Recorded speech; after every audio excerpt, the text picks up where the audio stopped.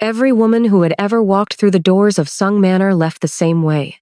Quietly, carefully, with their smiles slightly too stiff, and their eyes pointed at the floor. Because somewhere between the entrance hall and the exit, they had all learned the same unspoken rule. Sung Jimin did not see them. Not the daughter of the Busan shipping family, whose father practically gift-wrapped her and delivered her to his front gate with a bottle of vintage whiskey and a prayer. Not the model who wore a red dress to a business dinner because someone told her red was his favorite color, it wasn't. And not the daughter of a Seoul city councilman who laughed too loudly at everything he said and touched his arm 3 times in one evening, hoping volume and nerve could do what beauty alone had failed to. Sung Jimin, 33 years old, owner of the Sung Hotel empire, and the quiet king of the most feared crime network in Seoul, had never once looked at a woman and felt anything. Not curiosity, not interest, not even the ghost of attraction. His enemies said it was because he had no heart left. His own lieutenants said it was because he had buried it himself, somewhere around the year his mother died and the year his father showed him that loyalty was just a word people used before they betrayed you. Either way, the result was the same. Women entered his orbit and felt the temperature drop. Some thought they could warm him. None of them could. The Sung name commanded silence in every room he entered. Men who ran their own empires straightened in their chairs when his car pulled into a driveway. His bodyguards moved through spaces like the walls understood them. His voice was low, controlled, and almost never raised, because Sung Jimin had learned a long time ago that the quietest men in a room are always the most dangerous. Sung Manor itself reflected everything he had become. Dark wood paneling that had absorbed decades of secrets. Leather chairs worn smooth from the weight of negotiations that never made it into any official record. Crystal decanters of whiskey that sat on polished mahogany tables like silent witnesses. And light, amber, low, golden, that made everything look expensive and everything feel like a warning. The staff knew exactly how to exist in that house. Silently, efficiently, invisibly. And if there was one thing, madam, the head housekeeper, had drilled into every new hire from their first morning briefing, it was this. You do not react in front of Mr. Sung. You do not laugh. You do not flinch. You do not let your feelings travel across your face. Because in Sung Manor, being noticed by the wrong person for the wrong reason was a career-ending mistake, and being noticed by Jimin himself for any reason at all was something none of them knew how to survive. Lila Gilbert had heard the speech. She had nodded at all the right parts. She had kept her face composed during the tour of the estate. She had said, "Yes, ma'am," to Madame O's instructions at exactly the right moments. And she had gone back to the staff quarters that first evening and told herself very clearly that she was here for one reason only: the money. Her mother's hospital bills were not going to pay themselves. Her brother Micah's school fees were not going to disappear. And this job, live-in housekeeping at the most prestigious private estate in the Gangnam district, paid 3 times what any hotel position in the city would offer, which meant Lila Gilbert, 25 years old, with her hair pinned into a low, neat bun and her charcoal gray uniform ironed into sharp creases, was prepared to be exactly what this house required her to be. Invisible, efficient, silent. She had not, however, prepared for the moment Sung Jimin made a joke. It was a Tuesday, past midnight, the kind of late that made the entire house feel different, heavier, quieter, like the building itself was holding its breath. Lila had been assigned to serve during a private strategy meeting in the East Wing sitting room. She had been doing exactly what she was trained to do, moving carefully between the sidebar and the long mahogany table, refilling crystal glasses with steady hands, and making herself invisible in the way only people who have practiced it understand. Around the table sat 6 men in dark suits, all of them stone-faced, all of them focused on Jimin at the head of the table. One of his lieutenants had just finished making a very unconvincing excuse for why a particular deal had gone sideways, and the silence that followed it was the kind that made experienced men sweat through expensive shirts. Sung Jimin looked at him for a long moment. Then, in a voice as flat and dry as a winter road, He said something so quietly brutal, so unexpectedly precise, and so darkly, impossibly funny that it cut through every layer of tension in the room like a blade through smoke. It was not a joke meant for laughter. It was the kind of thing dangerous men say when they want everyone in the room to understand exactly how serious they are. But Lila's body did not receive that memo in time. The laugh escaped her before she could catch it. Small, involuntary, barely half a second. But in Sung Manor's private meeting room, at midnight, during a strategy session where a man had just been quietly threatened in front of 6 witnesses, that half-second landed like a grenade. The crystal decanter slipped. Amber whiskey hit the mahogany and spread across the table in a slow, horrifying wave. The lieutenant Jimin had just threatened, forgot completely about his own problems. Every man at the table went rigid. Behind Jimin, Kang Hyun, his closest bodyguard, the one with the expression that never changed, let one hand drift instinctively toward the inside of his jacket. The second guard raised a single warning finger, as if the gesture could somehow reach backward through time and stop the sound that had already left Lila's mouth. Lila stood with one hand pressed over her lips, and the other still gripping the decanter, the whiskey still dripping off the table's edge, horror flooding through her so completely and so quickly that for a moment she forgot how to form words. She was already imagining the conversation with Madame O. She was already mentally calculating whether she could pack her bag and be out of the house before anyone knocked on her door. She was already thinking about Micah's school fees, her mother's next treatment, and the very short list of options she had outside this job. And then Sung Jimin turned his head, and he looked at her. Not through her. Not past her. At her. He was exactly what the house had made him look like. Early 30s, lean, dressed in a black suit that fit him like it had been sewn onto his body, a white shirt open at the collar, his dark hair brushed back from a face that was almost unreasonably sharp, strong jaw, heavy brows, dark eyes that had the particular quality of making everything they focused on feel both chosen and threatened. He was seated with one elbow on the armrest and his fist resting against his mouth, and when his eyes found Lila's, that fist shifted. His fingers slowly uncurled. The room waited for the verdict. Jimin looked at the whiskey spreading across his table. Then he looked back at Lila, and the corner of his mouth, that controlled, unreadable, never quite smiling mouth moved. Not into anger. Not into the cold dismissal that every person in that room expected and feared. Into something none of them had seen before. Something quiet and dangerous and entirely new. "You think I'm funny?" he said. His voice was low, unhurried, almost amused. The silence that followed was a different kind of silence than before. Not the silence of fear, though fear was still absolutely present in every other person in the room. This was the silence of something shifting, something cracking open, something that, once broken, would never quite go back together the same way. Lila Gilbert had come to Sung Manor to stay invisible. She had lasted 6 days. And Sung Jimin, the man who had never once in his life noticed any woman the way a man notices a woman he cannot stop thinking about, felt something happen in his chest that he did not have a name for. Something cold moved. And for the first time in 13 years, he let it. Before we begin, go ahead and subscribe, like, and tell me where you're watching from. I love seeing this storytelling family spread across the world. The Sung name had been feared in Seoul for 3 generations. Sung Jimin's grandfather had built the first piece of it with bare hands and borrowed money in the years after the war, when the city was still deciding what it wanted to become, and powerful men were still deciding who would get to shape it.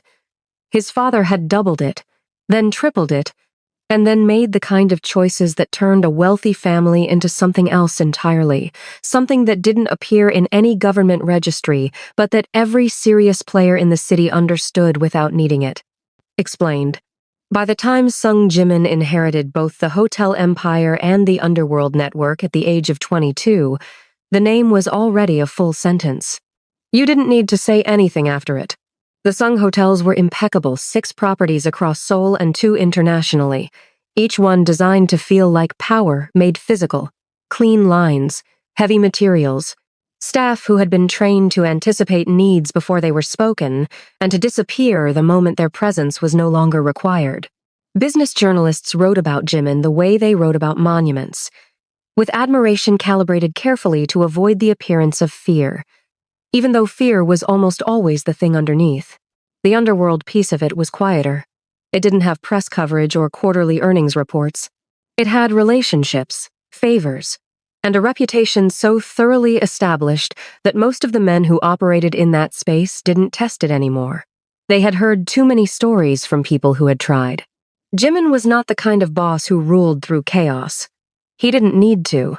The discipline he maintained in every room he walked into was the kind that came from absolute certainty. The certainty that he understood every angle of every situation before anyone else in it had finished forming their first opinion. He was methodical, patient, and impossible to read, and those three qualities together were more frightening to most people than volume ever could have been. He was also, by any standard anyone wanted to apply, an extraordinarily handsome man. This was inconvenient for everyone around him, because it meant women consistently misread his silence as intrigue rather than indifference. And they arrived in his life believing their looks would accomplish something that his own mother's love had already failed to do. His mother. That was the part people who studied him from the outside never fully understood. She had died when he was 19, and the manner of her death, a betrayal by the same family that had claimed to be his father's closest allies, had done something to the architecture of Jimin's interior life that no amount of time had fully rebuilt. He had grieved exactly once, privately, and then he had sealed that room and focused on everything else: the empire, the network, the absolute assurance that no one would ever be close enough to him to be weaponized against him again. Women came and went. Society women, heiresses, actresses, a prosecutor's daughter who apparently thought her father's office would make her bulletproof. They arrived at his galas in gowns chosen with strategic precision. They laughed at things that were not funny. They touched their own hair when he glanced in their direction. They found ways to engineer proximity and then stood inside it, waiting for something to shift in his expression. Nothing ever did. He was not cruel to them. Cruelty would have required caring enough to want a reaction. He was simply absent, present in the room, polished, appropriately pleasant when occasion demanded it, and entirely, unreachably elsewhere, in every way that mattered. The women left. The next ones arrived. The cycle continued, and Sung Jimin moved through it all with the same steady, winter-edged calm that had defined him for over a decade, until the night a new maid poured whiskey on his table and laughed at the worst possible moment, and something in the carefully maintained silence of his interior life heard that sound and refused to let it go. Lila Gilbert had taken the job because the number in the offer email had 3 more digits than anything she had been expecting. She had spent 40 minutes staring at it on her phone in the break room of the hotel where she'd been working front desk, reading it a second time, then a third, then sending it to her best friend Jade back in Atlanta with a message that said simply, "This can't be real." It was real. The Sung estate required live-in domestic staff with a minimum of 3 years of service experience, verifiable references, Korean language proficiency at a conversational level, and what the listing described only as an understanding of discretion in a high-profile household environment. Lila had the experience. She had been working in hospitality since she was 20 to help her mother keep the apartment after her father died. She had the references. She had spent 2 years studying Korean at night after falling in love with the language through dramas and music, and she was better at it now than most of her interviewers expected, which she had learned to treat as an advantage rather than a surprise. The discretion part she had figured out instinctively. She had grown up in a household where you didn't put your business outside, where you learned to read a room before you opened your mouth, where survival was a skill set before it was ever a philosophy. She had been in Seoul for 8 months, on a working visa long enough to understand the city's rhythms, long enough to have a small circle of people she trusted, long enough to know that this particular job offer was attached to a name that made taxi drivers lower their voices when they passed certain buildings. But her mother's last hospital bill had been bigger than the previous one, and Micah's school needed fees paid by the end of the month. And Lila Gilbert was not a woman who had the luxury of making decisions based on atmosphere. She took the job. The first morning at Sung Manor, Madame O conducted the orientation with the energy of a woman who had survived things she would never discuss and intended to keep surviving them through sheer organizational discipline. She was in her late 50s, silver-haired, impeccably dressed in a dark house uniform that looked like it had been pressed with military precision, and she delivered every instruction with the specific weight of someone who was not saying it twice. The kitchen, the laundry schedule, the staff quarters, the approved areas of the estate versus the areas that required explicit permission or direct assignment, the behavior standards, voice level, eye contact protocols, the precise etiquette for serving during meetings, and then, last, stated not as a rule, but as a simple transfer of information. Mr. Sung does not engage with staff beyond what is necessary. You will not interpret his silence as a problem, and you will not attempt to fill it. You will do your work, do it well, and you will be invisible when your work is done. Lila nodded. You understand discretion? Madame O asked, studying her. I understand it, Lila said. Something flickered in the older woman's expression. Not warmth, exactly, but a faint recalibration as if she had expected something less direct and was mildly uncertain how to categorize what she'd received instead. She showed Lila to her room without another word. The room was plain and small, and the cleanest space Lila had occupied in 2 years. She put her bag down, looked out the narrow window at the immaculate rear garden, and reminded herself for the 4th time that day what she was here for. The money, her mother, Micah, that was all. She was here for 6 months, maximum. She would be professional. She would be invisible. She would not let the atmosphere of this place, the old money and the armed guards, and the low-light rooms that smelled like cedar and something older and more serious, she would not let any of it distract her from the specific, practical reason she had come.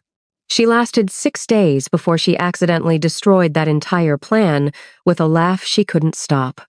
The first 5 days had actually gone well. She had learned the rhythms of the house quickly, which corridors were in regular use, which staff members were worth watching as a guide to unspoken rules, which rooms required extra care and which could be handled efficiently.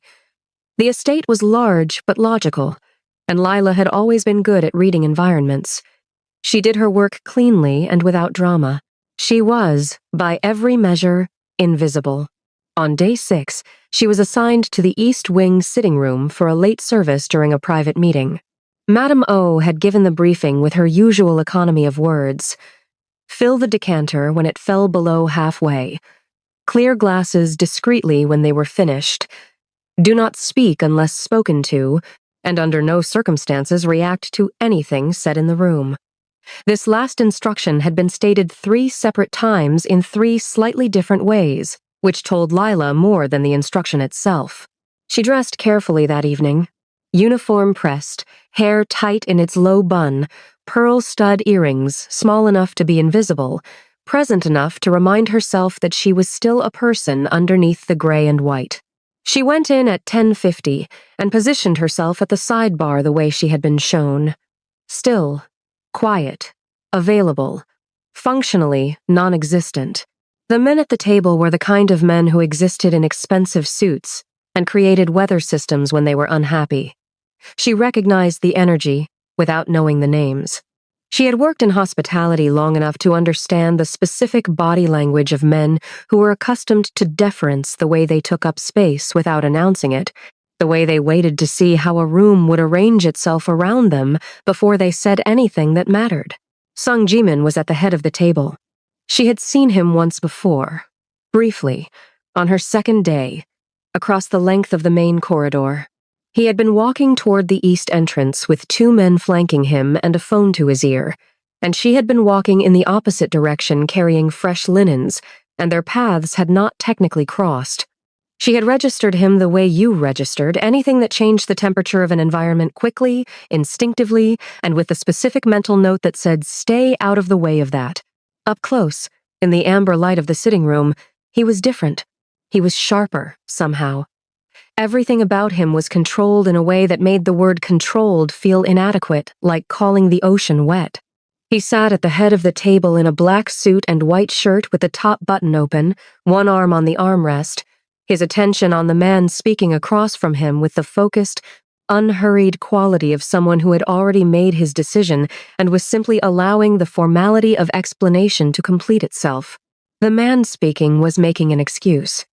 This was clear from the structure of his sentences and from the specific way the other 5 men at the table had all found neutral points on the wall to look at, the way people do when they don't want to be associated with a situation that is about to end badly. Lila refilled the decanter. She cleared a glass. She moved back to the sidebar. And then Sung Jimin spoke. It was one sentence. It was flat, dry, and almost offhand, the kind of observation that landed differently in a room like this one because the man saying it had the actual power to follow through on everything underneath it. It was the verbal equivalent of someone setting down a weapon and saying, "I won't need this." It was also, objectively, if you stripped away every layer of menace and corporate violence and criminal implication, darkly, precisely, unexpectedly funny, Lila's brain understood that it was dangerous. Lila's body disagreed. The laugh came out before she could decide not to let it. Half a second. A single, involuntary exhale of genuine amusement that she converted into a cough approximately 1 beat too late. The decanter slipped. She caught it, but not before a solid pour of whiskey had hit the crystal tumbler sideways and splashed across the polished table in an amber wave that spread toward the nearest stack of documents and kept moving. The room went perfectly, completely silent. Lila's hand froze over the spill.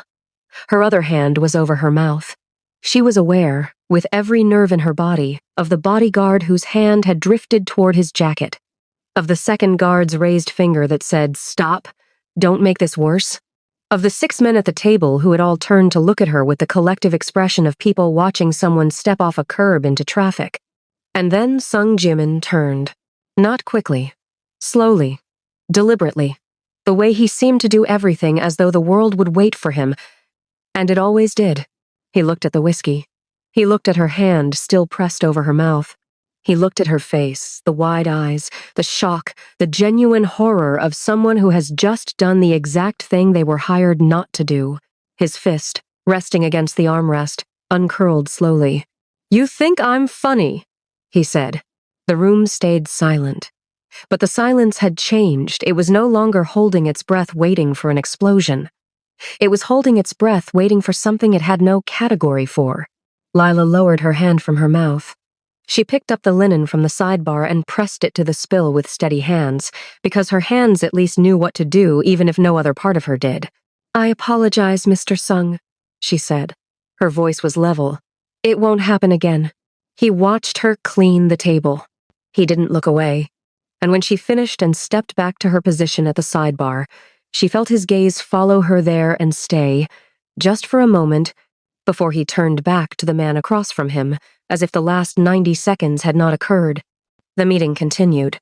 Lila stood at the sidebar with her back straight and her face neutral and her heart going at approximately twice its normal speed, and she spent the rest of the evening being exactly as invisible as she had promised herself she would be.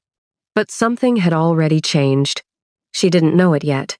She would figure it out later, in her small, clean room with the window that faced the garden, lying awake in the particular way you lie awake when something has happened that you don't yet have language for. Sung Jimin had looked at her. Not through her. Not past her. At her.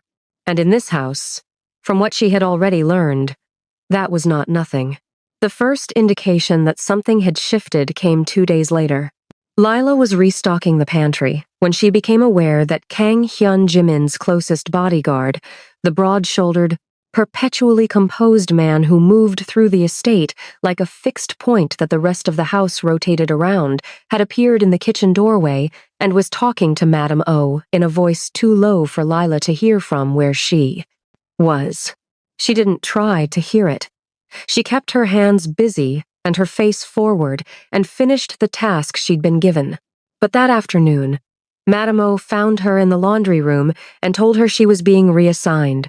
The East Wing service rotation. 3 evenings a week. The whiskey situation, Lila said carefully. Has not been mentioned, Madame O said, and left. Lila turned back to the laundry and thought about that for a long moment. The reassignment made no practical sense. The East Wing was senior staff territory, the kind of assignment given to people who had been with the household for years, not to someone 6 days in.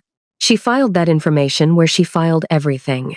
In the part of her mind that was always observing, always building a map of whatever environment she was in, always tracking the logic of how things worked so she wouldn't be caught off guard again. The map she was building said, "You have been noticed." The map also said, "Be careful." She was careful. She arrived for every East Wing assignment exactly on time, prepared, with her work done cleanly and her presence managed to near invisibility. She did not make eye contact with Sung Jimin unless he directed a question at her, which for the first week he did not. She did not change anything about how she carried herself except to apply the same discipline she always had with slightly more deliberate attention. But she noticed things. She noticed that when she was in a room, his attention moved differently than it did when she was not. Not dramatically. Not in a way that anyone watching casually would have catalogued as significant. Just a slight, controlled shift, the kind of thing you only caught if you were already paying close attention yourself, and Lila had been paying close attention to rooms her entire life. She noticed that the staff responded to her differently since the reassignment. Not hostilely. More carefully, the particular carefulness of people recalibrating how much weight a person carries, because weight in this house came from one source, and one source only. She noticed that Jimin's coldness was not uniform. This was the thing that surprised her most, because every account she'd been given of him from other staff had described him as uniformly, reliably cold. Madame O. He does not engage. The kitchen manager. Don't expect anything from him. One of the junior housekeepers, in a whispered confidence that Lila suspected she would deny if asked. He's not cruel. He's just not there. Like a building that looks like someone lives in it, but the lights are always off. The lights were not always off. She watched him correct a junior member of his business staff during a brief encounter in the corridor near the study. The correction was precise, direct, and made the recipient visibly smaller, but it contained zero contempt. It was the tone of someone who expected competence and was simply noting its absence, with no particular pleasure in the noting. She watched him speak to Kang Hyun one morning near the side entrance brief, low-voiced, but not in the register of a boss giving orders. Something quieter than that. Something that looked, from the distance at which Lila was observing it, like the only actual conversation in the house. And she watched him, once, in the corridor near the library, stop for approximately 4 seconds in front of a framed photograph she had not yet noticed an older one, a woman who didn't look like the estate's usual aesthetic, softer somehow, out of place among the clean, modern lines, and then continue walking without expression. But his hand, for those 4 seconds, had been at his side with the fingers slightly open. Lila filed that too. She was not developing feelings. She was building a map. That was what she told herself, and she believed it, mostly, in the same way you believe things you need to believe in order to keep functioning. The truth was that Sung Jimin was more complicated than his reputation, and she was finding complicated things consistently more interesting than simple ones, which had always been her specific problem. The library was off the main residential corridor on the 2nd floor, and it was, technically, outside the areas where Lila had been granted routine access. She had been cleaning the guest bathroom 2 doors down from it when she'd heard what she'd assumed was a member of senior staff, and when she'd gone to check whether the room needed service before she finished the floor, she'd found it empty, the cleaning clearly current, and a wall of books that reached ceiling height and curved around a reading alcove with a leather chair and a side lamp already on. She should have left. She told herself she would leave in 5 minutes. She had been working 14-hour days. She was behind on the novel she'd been carrying in her bag for 3 weeks, and the specific book she could see from where she stood, a worn Korean translation of James Baldwin's Giovanni's Room, made something in her chest do a slow, traitorous shift toward wanting. She sat in the alcove. She opened the book. She told herself, 10 minutes. She lost track of time. The first sign that she wasn't alone was the light change, the door opening, the corridor light briefly widening across the floor, and then the soft sound of the door closing again. She looked up. Sung Jimin stood in the center of his own library with his suit jacket removed and his sleeves pushed to the elbows, and he was looking at her with an expression that was not, for once, perfectly neutral. It was something between surprise and something she did not have an immediate name for. "This room requires access clearance," he said. "I know." She closed the book carefully, with one finger keeping the page. "I'm sorry. I'll go." She stood. "What are you reading?" She turned back. He was looking at the book in her hand with a focus that didn't match the temperature of the question. "Baldwin," she said. "The Korean translation is better than I expected. The rhythm survives." Something shifted in his expression. Barely. But she caught it. "You read Korean literature?" "When I can find it.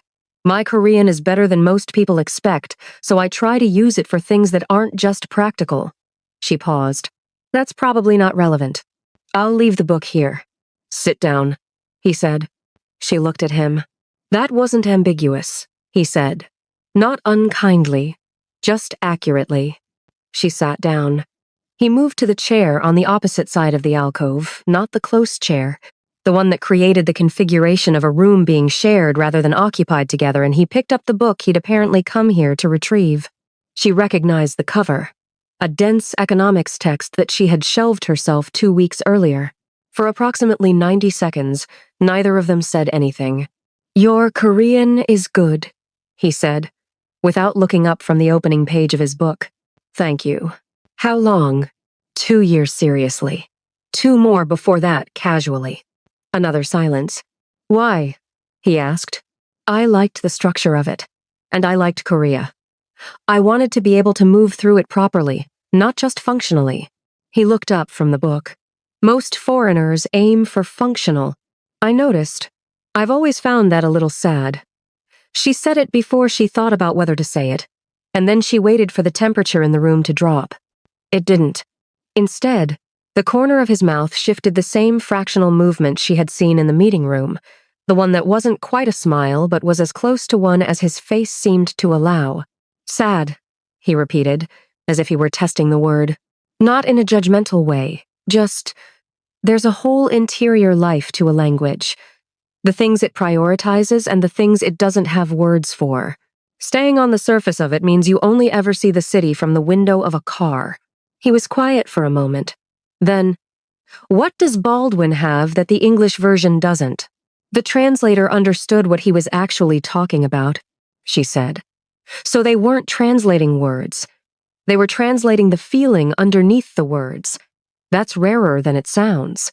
He looked at her the way she had come to recognize as his version of sustained interest. Steady, undemonstrative, impossible to fully read. "You have an opinion about everything," he said. "Not everything, just the things I've actually thought about. And the things you haven't thought about? I try to keep quiet about those." He made a sound, not a laugh, exactly, but adjacent to one. Something that had started as a laugh and been converted at the last moment into a more acceptable form. She had a sudden, vivid understanding that Sung Ji-min probably didn't laugh very often, and that the sounds that almost became laughs were likely the closest most people ever got. "You're not afraid of me," he said. It wasn't an accusation. It landed more like an observation someone makes about a weather anomaly, noting that the pattern has broken without yet understanding why.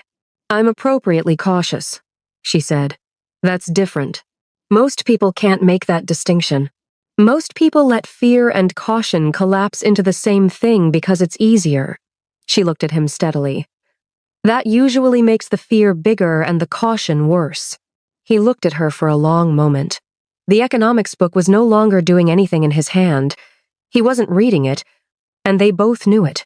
"Nobody has spoken to me like this in a long time," he said. "Like I'm a person in a room rather than a problem to be managed." The honesty of it was quiet and sudden in the way that honest things often are not announced, not performed, just present, like a window that had been left open. Lila felt something in her chest pull toward that honesty, the way she always felt pulled toward things that were real underneath the surface. She told that pull to stay where it was. "You're the most powerful person in this house," she said carefully. "I think sometimes that makes it hard for people to see past the power to the person." "And you can?" "I can see that you came to the library at midnight to read an economics textbook," she said. "That tells me something about you that your reputation doesn't." "What does it tell you?" "That you're still curious. People who are only interested in power stop being curious. They already think they know everything that matters." She paused. "You don't act like someone who thinks they know everything." He looked at the table between them for a moment, then back at her. "You should probably go to your room," he said, "before Madame O does her 11 o'clock check and finds you missing from the staff corridor." She stood and set the Baldwin book carefully on the table beside his chair.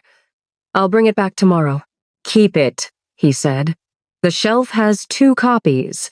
She picked it up and walked to the door. She had her hand on the handle when he spoke again. "Lila." She turned. He hadn't moved.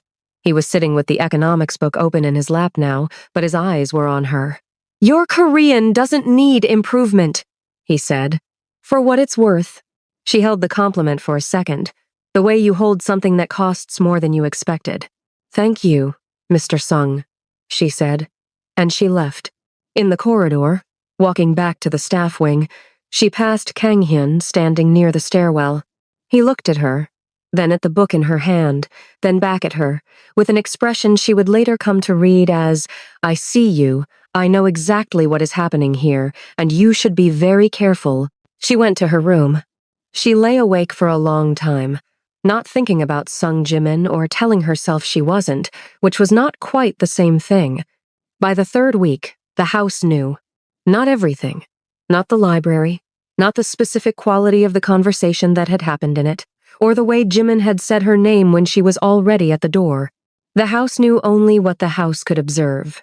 That Sung Jimin had, on 4 separate occasions, walked through or paused in a space that Lila was currently occupying. That Kang Hyun had, quietly and without explanation, started appearing in her general vicinity more often than her job description warranted. That Director Bae, the estate manager, had twice asked Madame O for Lila's schedule in a way that Madame O had mentioned, flatly and without further comment, to Lila herself. The staff talked because staff always talked. Because in a house where silence was the operating mode, any deviation from silence was interesting. One of the junior housekeepers, a 20-year-old named Somi who was constitutionally incapable of not sharing information, had told Lila at breakfast that 2 of the kitchen staff were having a debate about whether the boss's interest was actual or just observation. Another girl had apparently suggested that foreign staff were always observed more closely during their first month for security reasons, which Somi had dismissed with the confidence of someone who had worked at the estate for 2 years and felt certain she understood it better than any security protocol. "He doesn't look at people," Somi said, with the weight of hard-won knowledge. "He looks at you. There's a difference." "Somi," Lila said, without looking up from her tea.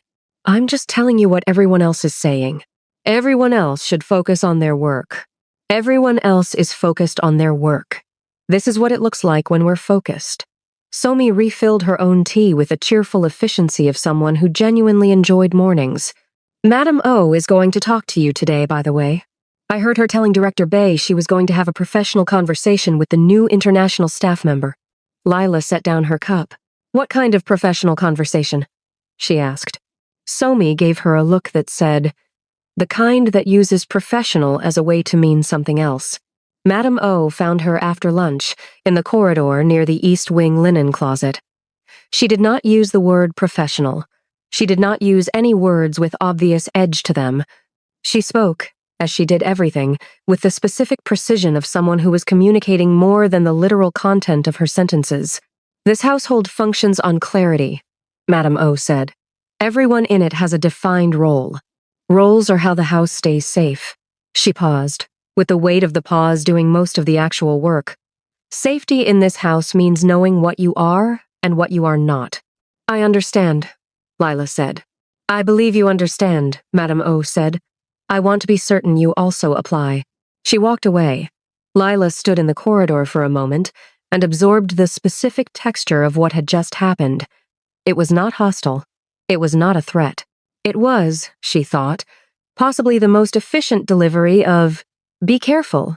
This is not a game that she had ever received in her life." She thought about applying it.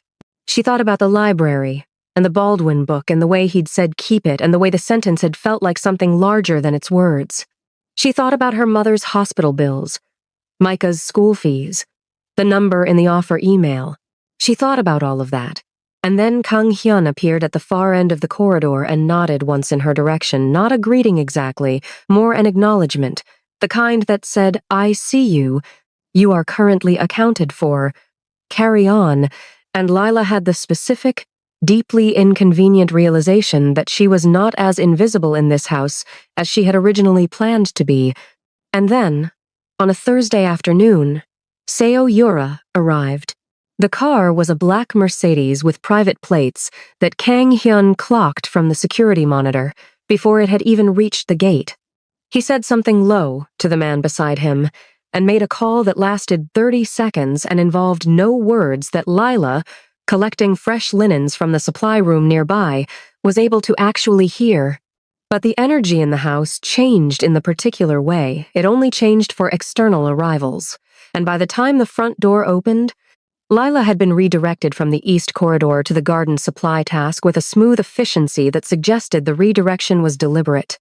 She worked in the garden for 40 minutes, with half her attention on the hedges and the other half on the specific texture of the sounds coming from inside the house, the particular click of heels that were expensive and unhurried, the kind worn by someone who moved as though spaces were required to accommodate her rather than the other way around. She didn't see So Yura that afternoon. But Somi, at dinner, described her in the specific, breathless register of someone who had caught a glimpse of something and needed to distribute it. Tall, black hair, red coat, the kind of face that looked like it had been assembled from a set of preferences. She had gone directly to the main sitting room and stayed for 40 minutes, and then she had left, and Jimin had gone to his office and not appeared again. "Who is she?" Lila asked, keeping her voice neutral. "Seo Yura," Somi said. "Her family and the Sung family go back years. Everyone says they have an understanding." "What kind of understanding?" Somi gave her a look that landed in the same category as Madame O's corridor conversation, just wrapped in a younger person's bluntness. The kind where two powerful families decide things about each other's futures without necessarily asking the people involved. Lila ate her dinner. She thought about the library, the economics book, the Baldwin. Keep it. She thought about Madame O's corridor, knowing what you are and what you are not. She looked at the book sitting on the edge of her small desk when she went to bed that night, a worn Korean translation, borrowed from a library she wasn't cleared to access, given to her by a man who ruled 2 worlds and had, for the duration of one midnight conversation, seemed genuinely and entirely present in a way that she suspected he was not always. She opened it to where she'd left off. She told herself she was just reading, but outside her window, the garden lay dark, and the manor stood solid, and the silence of the house settled around everything like something that had been holding its breath for a very long time, waiting for the next thing to happen. Lila turned the page. It started the way dangerous things often start. Slowly, and then all at once. The first time was the kitchen. Lila had a habit she'd carried since childhood of waking before the house did. 4:30, sometimes 5. The particular silence of a building before it became itself for the day, before footsteps and schedules and the machinery of purpose started up. She used those hours to make tea, think without interruption, and remind herself of the specific shape of her own life before the day required her to pour it into someone else's house. She had not expected to find Sung Jimin at the kitchen island at 4:52 on a Wednesday morning, in a dark sweater and trousers without a jacket, reading something on his phone with the particular focused stillness of a man who slept badly and had decided not to pretend otherwise. She stopped in the doorway. He looked up. Neither of them said anything for a moment. Then he moved the documents he'd spread on the counter slightly to one side, creating a space, and looked back at his phone. Not an invitation, exactly. More an absence of obstruction. She made her tea. She stood at the far end of the island and drank it in the particular quiet of two people choosing not to fill a silence because the silence wasn't empty. He put his phone down after a while. "You're always up before the house," he said. "So are you." "I don't sleep well." "Neither do I, lately." She wrapped both hands around her mug. New environments take time to settle into. He looked at her with something that was close to recognition not of her, specifically, but of the things she'd described. How long does it usually take? Depends on the environment. Some places never quite feel safe enough to sleep in. She said it simply, without self-pity. This one is getting there. He was quiet for a moment. Then, what makes a place safe enough to sleep in? Knowing the sounds, understanding what belongs to the house and what doesn't. She paused. And knowing that the people in it are roughly who they appear to be. He absorbed that. She could see him turning it over the particular quality of his attention when something landed as more interesting than he'd expected. "And the people in this house?" he said. "Some of them," she said carefully. "I'm still working out the others." He almost smiled. She was becoming familiar with the geography of almost the specific distance between where his expression traveled and where it stopped, the invisible line that humor and warmth bumped against and rarely crossed.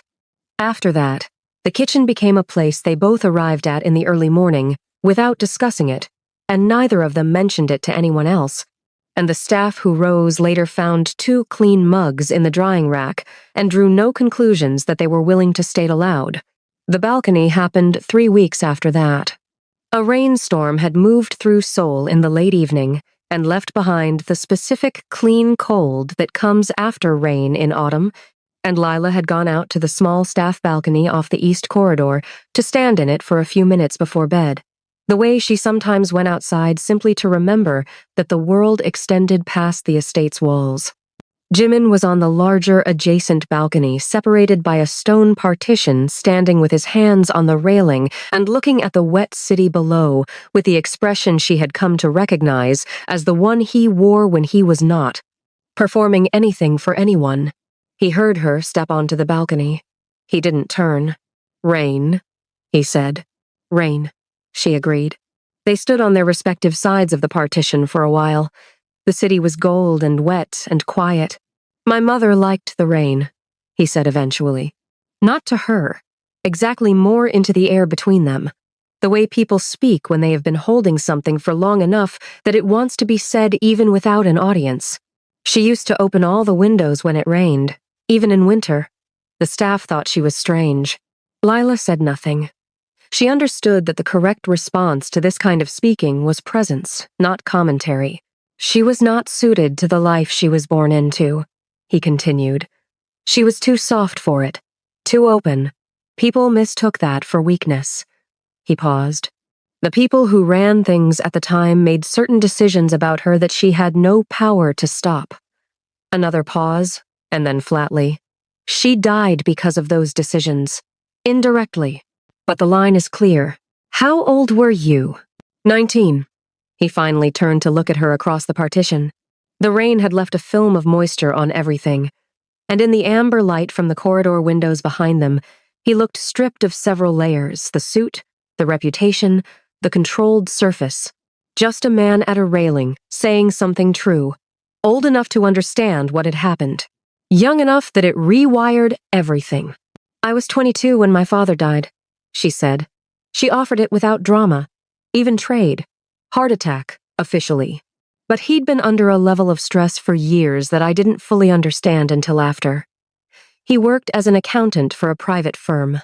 He found things in the books he wasn't supposed to find, and then he spent 18 months trying to figure out what to do about it. And then his heart gave out.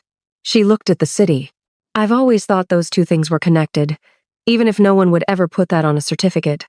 Jimin was looking at her with a stillness she was beginning to understand as a form of intensity, the way he paid attention when something mattered. "What firm?" he said. "I don't know all of it. He kept records. I have a ledger. He left numbers, names, transaction codes. I've been trying to understand it for 3 years." She looked at him. "I brought it with me, actually. To Seoul. I thought being here might help me find context." Something moved behind his eyes quick, barely visible, like a current under still water. "Keep it safe," he said. She looked at him. "Do you know something?" A pause, long enough to be something. "Keep it safe," he said again, and turned back to the city, and the conversation moved to other things, but Lila filed the pause the way she filed everything carefully, in the place where she kept information that hadn't yet told her what it meant. The study came after that. Late nights. The shared territory of two people who were both awake when they shouldn't be, both working past reasonable hours, both finding reasons to be in the same building after the rest of the house had released into sleep. He told her about his father, the empire inherited, the choices that had already been made before Jimin was old enough to make his own, the specific weight of stepping into a life that had been constructed around violence and calling it business. She told him about Micah, 12 years old, too smart for the school he was in, desperate for the school he could be in if the fees were paid consistently. She told him about her mother's illness and the specific arithmetic of caregiving from a distance. The wire transfers, the calls timed to avoid sleep interruptions, the guilt that sat at the bottom of every day like sediment. He listened to all of it the way he listened to things that mattered, completely, without interruption, without the particular distance that most powerful people maintained between themselves and the real details of other people's lives. "You came here for them," he said one night. "Not for yourself." "I'm here for myself too," she said. "I want things. I have plans. The money makes those possible." "What plans?" "Finish my business degree. Open something of my own eventually. Something that doesn't depend on being in someone else's house." "You have a degree?" 2 years toward one. I had to stop. She said it without resentment, just fact, the way she handled most things that had been hard. "I'll finish it." "You will," he said. Not a question. Not encouragement, exactly. Certainty. She looked at him across the study, at the man who owned half of Seoul and had apparently decided to have absolute faith in her plans, and felt the pull in her chest do something it had been doing with increasing frequency, which was refuse to be filed and managed and kept in its correct category. She filed it anyway. She was running out of room, but she filed it. The morning Lila found her room searched. She knew before she opened the door. The specific displacement of things, the angle of her bag, the position of the small stack of books on her desk was slight enough that someone moving quickly and trying to be undetected would have thought they'd managed it. But Lila had grown up in shared housing where you learned to track your own things with precision because the alternative was losing them, and she noticed the 2-centimeter shift in the ledger's position among her belongings the moment she crossed the threshold. She stood in the center of her room for a long moment. Then she checked everything. Methodically, carefully, the way she did everything. The ledger was still there, which meant either they hadn't found what they were looking for or they hadn't been looking for the ledger specifically. Her documents were in order. Nothing was missing. Someone had been looking for something. She sat on the edge of her bed and thought about who in this house would search her room and what they thought was in it and who was directing them to look. She thought about So Yura's black Mercedes, the 40-minute visit, Somi's voice, and understanding. She was still thinking about it when Kang Hyun knocked on her door at 7:15, which was not a time when Kang Hyun had ever knocked on her door. "There's been an allegation made," he said. His face was the kind of professionally neutral that was being very precisely maintained. "You're asked to come to the main sitting room." She came. The main sitting room contained Madam O, Director Bay, 2 of the junior housekeeping staff, and a woman from the estate's administrative team who was holding a small tablet with the particular grip of someone who has been given a task they are uncomfortable with. The allegation was jewelry. A specific necklace, a family piece, missing from the locked drawer in the guest suite that Lila had cleaned 2 weeks prior as part of a rotation. Lila stood in the center of the room and listened to it, and kept her face completely level. "I didn't take anything," she said. Once, clearly, without elaboration. "We understand this is uncomfortable," the administrative woman said, in the tone of someone who did not understand it at all, and was simply using the word to smooth the surface of a difficult conversation. "Search my room," Lila said. "Now, with me present." Director Bay looked at Madame O. Madame O looked at Lila with an expression that had shifted from its usual professional distance into something that was harder to read, something watchful and calculating in a different register than before. "That won't be necessary," said a voice from the doorway. The room turned. Sung Jimin stood in the frame of the door with his jacket on and his phone in his hand, and the particular quality of his stillness was the kind that preceded the specific rearrangement of a situation. "The necklace is in the main safe," he said. "It was moved there 6 days ago. I authorized the transfer." He looked at the administrative woman with a flatness that made her visibly recalibrate her posture. "The record will show that. Check it, and then apologize to my staff." The silence that followed was the kind that rooms never fully recover from. His eyes moved to Lila for a fraction of a second, not long, not obvious, but deliberate in the way his eyes were always deliberate. Then back to Director Bay. "My staff," he said again, quietly, the repetition of the phrase landing like a second anchor. The apology came. Stiff, brief, insufficient, and completely beside the point. Lila accepted it with a nod, and left the room with her back straight and her face calm, and her mind running at the speed it ran when it was building maps as fast as it could. Someone had made the allegation knowing it was false. Someone had searched her room. Both of those things pointed in the same direction. Outside the house, orchestrated by someone who wanted her removed or frightened, with the help of someone inside who could move through the estate systems without triggering Jimin's own people. She went to the east corridor and stood by the window and waited. Kang Hyun appeared beside her within 2 minutes.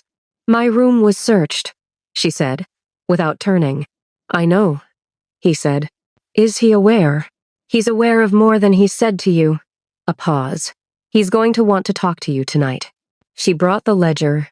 She'd been carrying it everywhere since she found her room disturbed, tucked inside the inner pocket of the bag she never left in her room. And when she came to the study that night, she set it on the table between them, without preamble, and without waiting to see if the moment was right. "My father's records," she said. "Everything he documented before he died." Jimin picked it up carefully.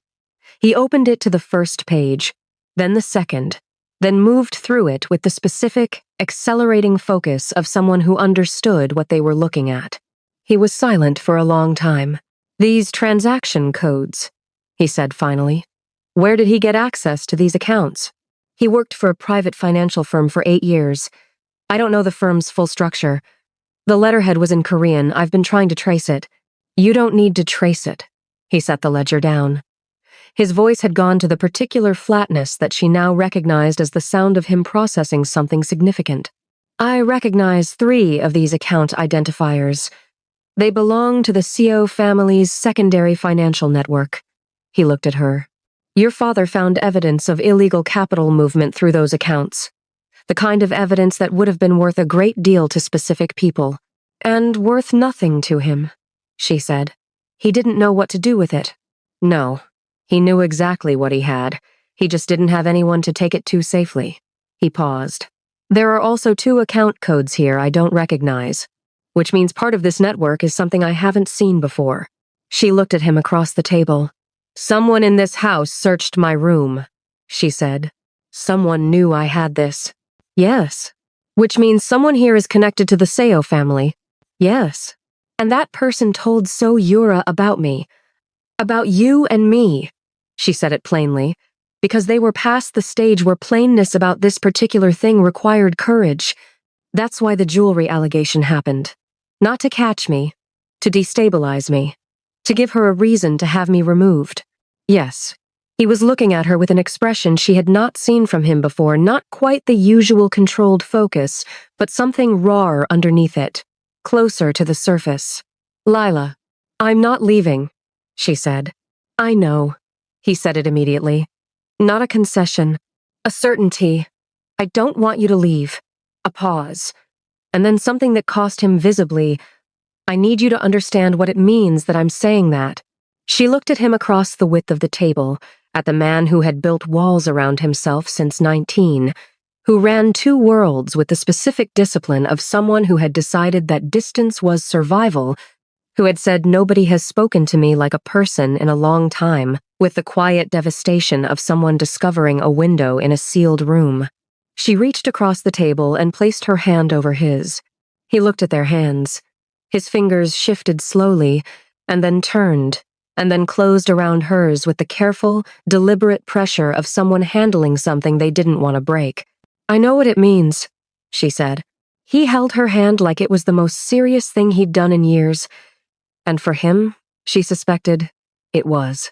He ran the trap over the following week with the cold precision of someone who had been taught this particular method by a man he'd loved and later lost.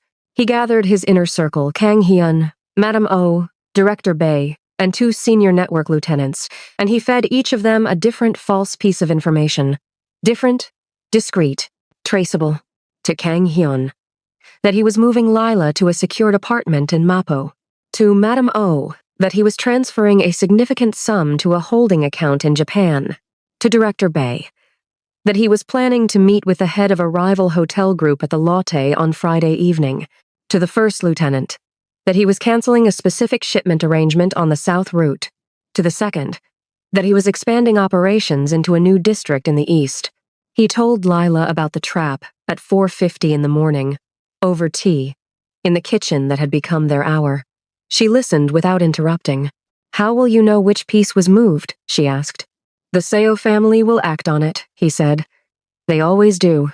Yura's father does not sit on information, he uses it immediately. Because using it is how he demonstrates that he has it." He looked at his cup.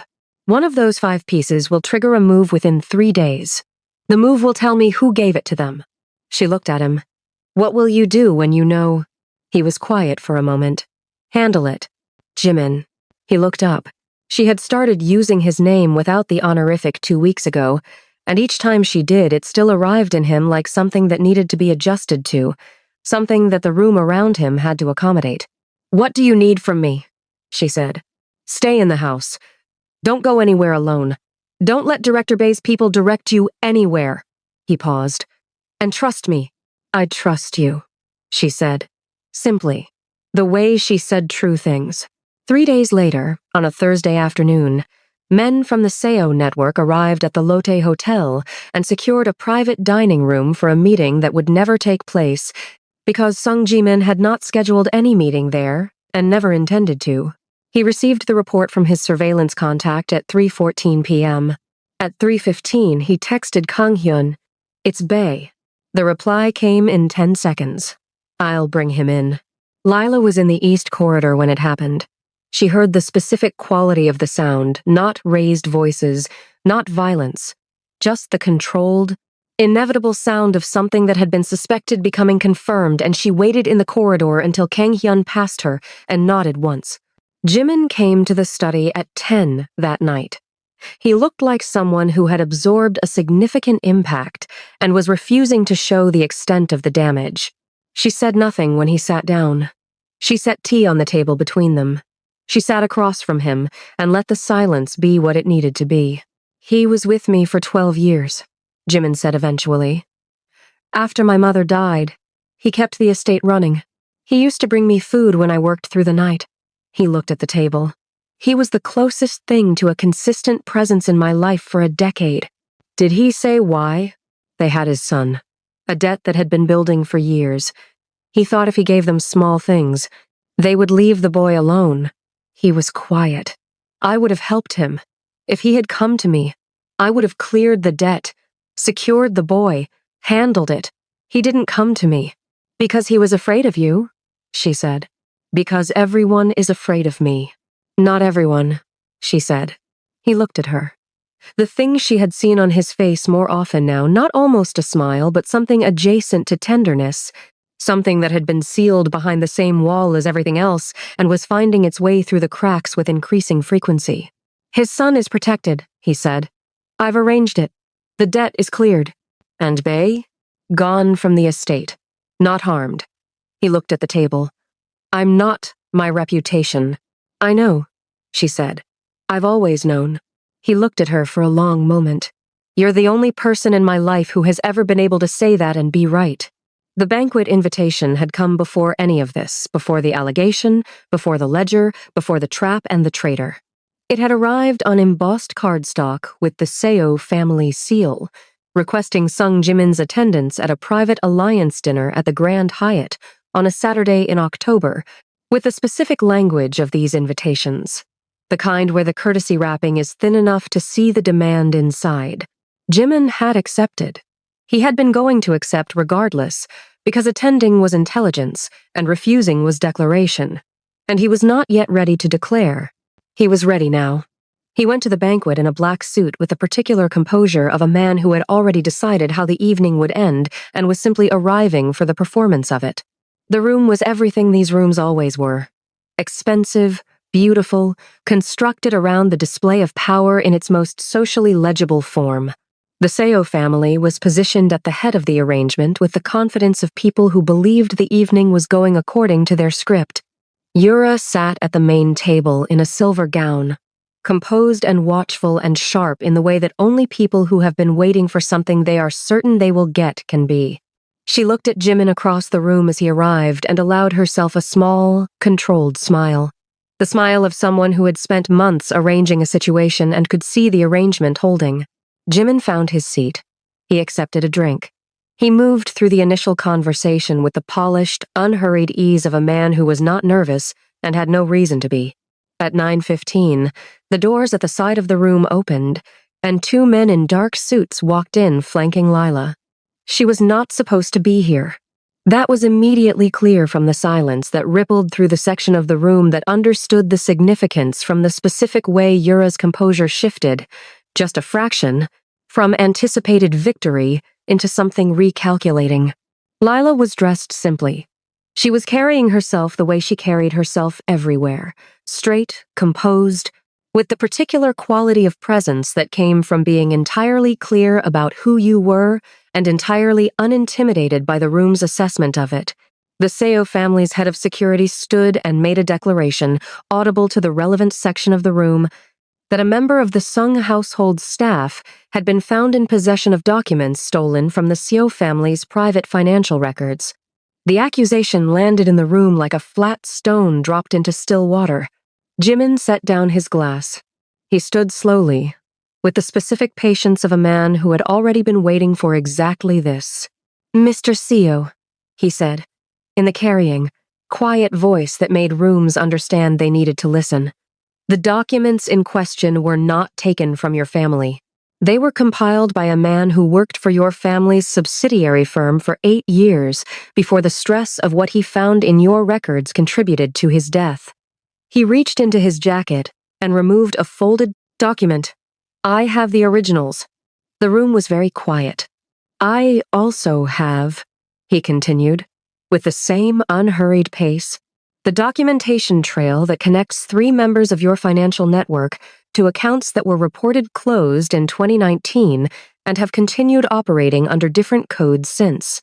Your former accountant documented this before he died. His daughter brought his records to Seoul to understand them. She brought them, specifically, to my house." He looked across the room at Yura, who had gone the specific color of someone whose certainty has been removed from under them. "Where your network subsequently attempted to retrieve them, and failing that, attempted to have her removed through false accusation." He paused. Twice. The silence extended. Seo Yura rose from her seat. "This is theater," she said. Her voice was controlled, but the control was being exerted visibly. "You're performing for a woman who works in your kitchen." "She works in my house," Jimin said. "And everything that is mine, I protect." He walked across the room. The crowd adjusted around him the way crowds always adjusted around Sung Jimin instinctively, like a current. He stopped in front of Lila and looked at the 2 men flanking her with an expression that required no words. They stepped back. He took her hand. It was not a dramatic gesture. It was simple, quiet, deliberate, the gesture of someone performing a definition rather than a declaration. Her hand in his, fingers intertwined, in a room full of people who were recalibrating their understanding of the situation in real time. She looked at him. Her expression was steady, and there was something in her eyes that was not surprise, as if she had, on some level, understood that this was where the map had always been leading. "Anyone who has a problem with this woman," Jimin said to the room, has a problem with me. I think we all understand what that means. He looked at Seo Mansu Yuro's father, seated at the head of the table with the hollowed expression of a man watching years of strategic arrangement dissolve in a single evening. You have 72 hours to make arrangements, Jimin said. After that, the documents go to 3 journalists simultaneously and to the Financial Crimes Division. I think you'll find the timeline sufficient. He walked out with Lila's hand in his, and the room behind them was very, very quiet. In the weeks that followed, the house changed. Not in ways that were immediately visible to someone walking through it for the first time. The dark wood paneling was still there, the amber light, the polished mahogany, and the crystal decanters. The garden, immaculate and silent, through the windows of every eastern room, but the energy of it was different. Madame O smiled. Once, at Lila in the corridor near the linen closet, a brief, small, deliberate smile that lasted approximately 1 second and then disappeared back behind her usual professional composure, but which Lila absorbed and kept carefully. Kang Hyun had taken to stopping in the kitchen during the early morning hours, not for any specific purpose, but in the way of someone who wanted to be in a space that felt like something. He drank tea and didn't say much, and neither did they, and it was the most companionable silence Lila had experienced in a long time. Somi had, against all reasonable expectation, kept a secret. Lila did not know how long it would hold, but she was grateful. Lila's mother's next treatment was paid for. Micah's school fees were settled for the year. Lila had not accepted either of these things easily, and the conversation about them had been the one conversation that had required the most navigation, not because Jimin handled it poorly, but because the specific texture of allowing yourself to be helped when you have spent years being only the helper was something that required her to sit with her own discomfort for a while before she could let it settle.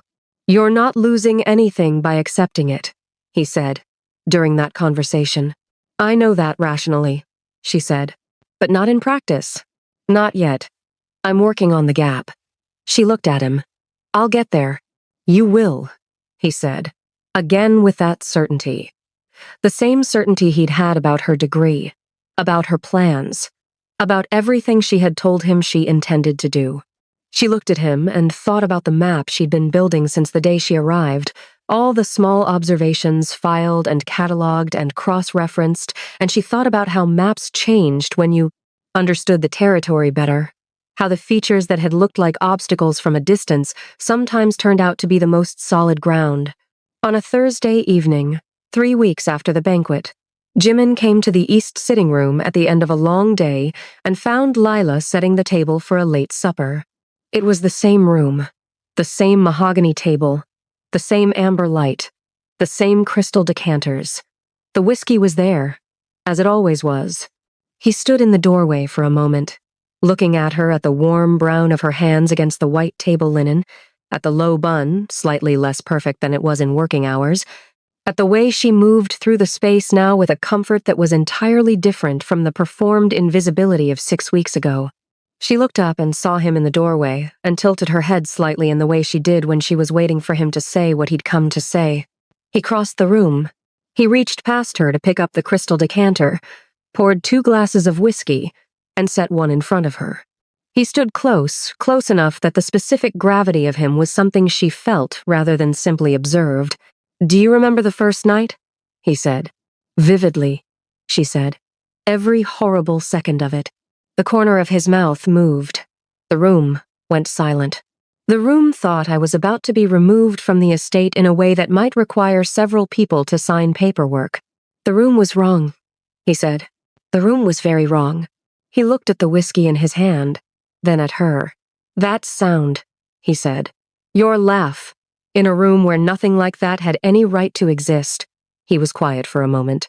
I have spent a significant portion of my life building a world where nothing reaches me, where everything has the right distance, where I am never again in the position I was in when I was 19, and discovered that the people I trusted most had been the ones with the most capacity to destroy what I loved.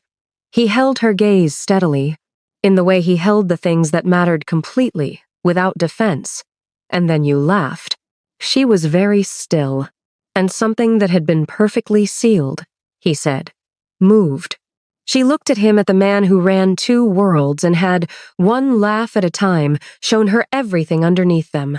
At the person behind the reputation, the loneliness behind the cold, the curiosity that was still entirely intact under 13 years of careful armor. It moved, she said. It moved.